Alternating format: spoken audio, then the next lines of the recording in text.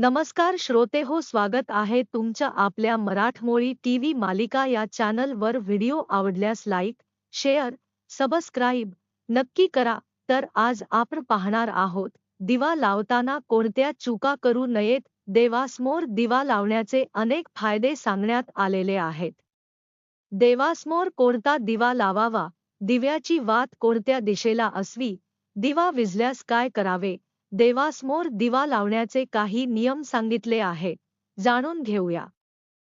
हिंदू संस्कृती आणि परंपरेत दीप प्रज्वलन हा खूप मोठा आणि महत्त्वाचा संस्कार आहे. दिवाळीत दिव्यांचा उत्सव साजरा केला जातो. देवाचे पूजन करताना दररोज सकाळी आणि सायंकाळी देवासमोर दिवा लावला जातो. नवरात्रात किंवा विशेष अनुष्ठानावेळी 24 तास दिवा तेवत ठेवण्याचा संकल्प केला जातो. दिवा हे तेजाचे प्रतीक मानले जाते. दिवा लावल्याने पावित्र्य, चैतन्य आणि सकारात्मकता घरात येते. अंधार कितीही गडद असला तरी एक पणती अंधाराशी 2 हात करण्याची शक्ती देते. त्यामुळे दिवा लावणे हे आशेचे लक्षण मानले जाते. दिवा हा अप्रत्यक्षरित्या आश्वस्त करत असतो. देवासमोर दिवा लावण्याचे काही नियम सांगितले आहेत, जाणून घेऊया. दिवा हा ज्ञानाचे आणि प्रकाशाचेही प्रतीक मानले जाते. दररोजच्या देवपूजनात दिव्याला विशेष महत्त्व आहे.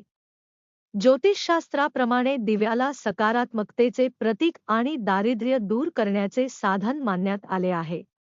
घरात दीप प्रज्वलन करणे शुभ मानले जाते.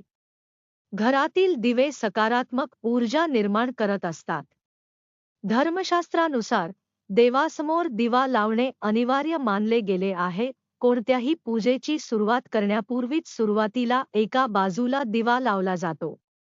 पूजा करण्याचा घेतलेला संकल्प पूर्ण होईपर्यंत तेवत राहण्याचे, स्थिर राहण्याचे आवाहन अग्नी देवतेला केले जाते. यानंतर पूजा झाल्यानंतरही देवासमोर दिवा लावला जातो. आपल्याकडे तेलाचा आणि तुपाचा दिवा देवासमोर लावला जातो. कोणताही दिवा लावला तरी चालतो. मात्र तुपाच्या दिव्याने अधिक सकारात्मकता येते असे सांगितले जाते. देवासमोर दिवा लावल्याने लक्ष्मी प्रसन्न होते आणि तिथे स्थिर होते, अशी मान्यता आहे.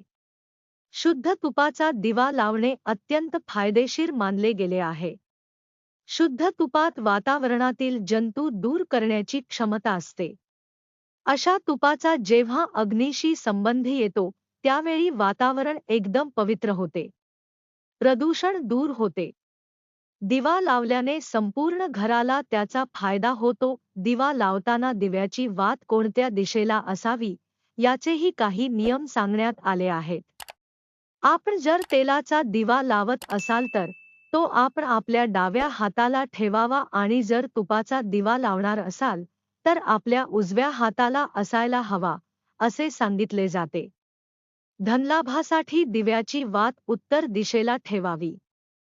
मात्र तुपाच्या दिव्याने अधिक सकारात्मकता येते असे सांगितले जाते. देवासमोर दिवा लावल्याने लक्ष्मी प्रसन्न होते आणि तिथे स्थिर होते, अशी मान्यता आहे.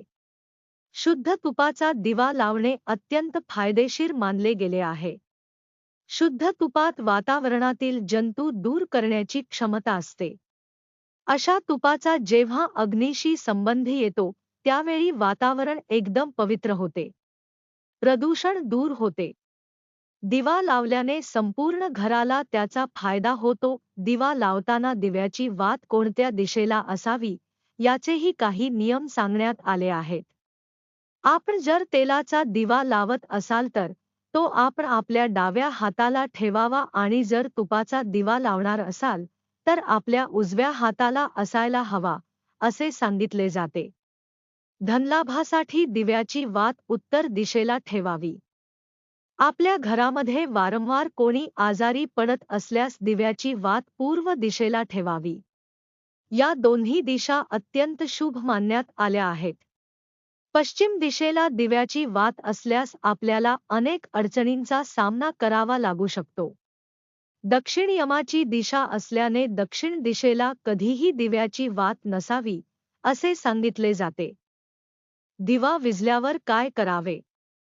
देवासमोर लावलेला दिवा विझला किंवा दिवा लावताना विझला तर तो अशुभ संकेत मानला जातो. मात्र धर्मशास्त्रात याला कोणताही आधार नाही.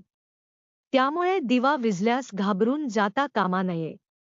देवाची आणि दिव्याची क्षमायाचना करून तो पुन्हा प्रज्वलित करावा. मात्र दिवा ओवाळताना तो चुकून खाली पडला तर त्यासाठी दीपपतन नावाची शांत करावी लागते. ज्या ठिकाणी दिवा पडला त्याच ठिकाणी ती शांत करावी असे सांगितले जाते.